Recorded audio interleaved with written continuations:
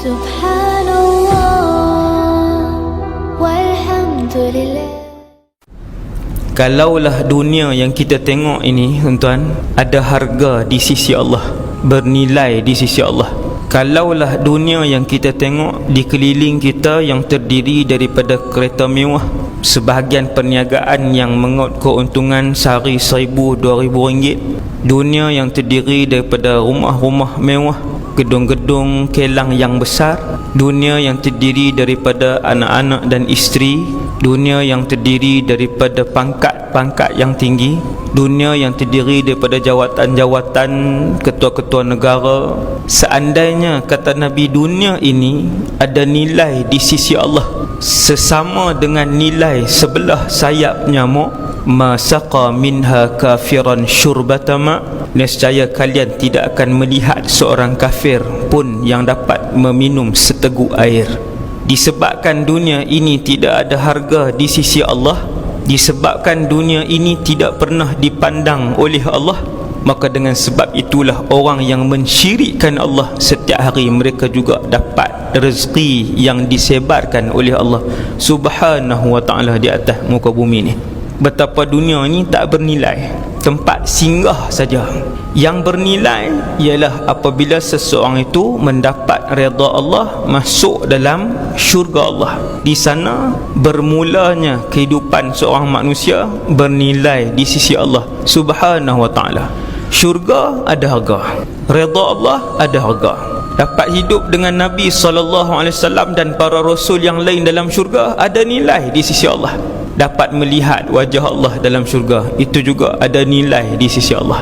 Dunia ialah tempat untuk kalian diuji dan juga kita mengumpulkan sebanyak mungkin pahala untuk dibawa di hadapan Allah Subhanahu wa ta'ala, dan akhirnya Allah redha dengan kita, maka hiduplah selama-lamanya, tidak pernah lagi susah, tak ada lagi miskin, tak ada lagi sakit, dan tidak ada lagi resah, iaitulah kehidupan dalam syurga.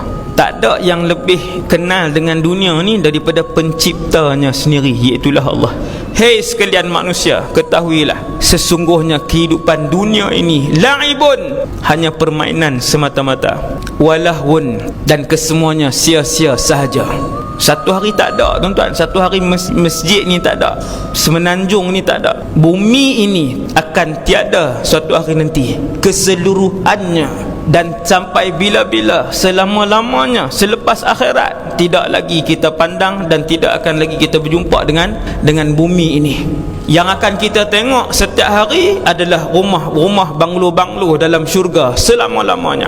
Yang akan kita tengok setiap hari adalah suasana dan pemandangan dalam syurga selama-lamanya. Yang akan kita tengok tiap-tiap hari adalah sungai-sungai dan lautan dalam syurga selama-lamanya. Sebab tu Allah Ta'ala isytihar, yang ni fata morgana saja. Bumi, bukit, bukau, gunung, ganang, matahari dan bulan, kesemuanya akan lenyap. Satu alam lain lagi yang kita akan berkenalan, yang akan kita teroka, yang akan kita tengok, iaitulah sama ada satu alam yang dinamakan syurga ataupun alam tu namanya neraka. Wal'iyadzubillah. Tuan-tuan, lihat saya duk sebut dunia-dunia ni, kena sebut ke anak-anak ni hari ni, supaya anak-anak dan ahli keluarga kita, dia tak terlalu jauh tenggelam dalam dunia ni, duk ingat dunia ni last. Kita ada destinasi terakhir, iaitulah akhirat. Kalau kita berani sebut, kalau kita boleh sebut dekat anak-anak benda ni, insya-Allah cara pandang anak-anak dengan dunia ini akan berubah sehari demi hari, sedikit demi sedikit. Mereka akan melebihkan akhirat dalam kehidupan mereka. Kalau ayah, kalau mak rajin sebut ke anak lebihkan akhirat, kalau mak dengan ayah rajin sebut dekat anak hidup kita ini destinasinya akhirat, kalau mak dengan ayah rajin sebut dekat anak supaya kejar redha Allah, cara hidup anak itu tak sama dengan anak-anak lain yang tak pernah disebut oleh ayah dia tentang hakikat dunia ni. Bincang pasal handphone pernah, bincang pasal pelajaran pernah, bincang pasal nak pergi berjalan kat mana pernah, bincang pasal berniaga pernah, tapi bincang pasal akhirat tak pernah. Lepas tu kita heran, kita main semayang, anak kita tak semayang. Kita heran, kita main kuliah, anak kita main game. Kita heran, kita main masjid, anak kita duduk atas jalan. Sebab kita tak sebut kepada mereka seperti mana yang diajarkan oleh Rasulullah sallallahu alaihi wasallam.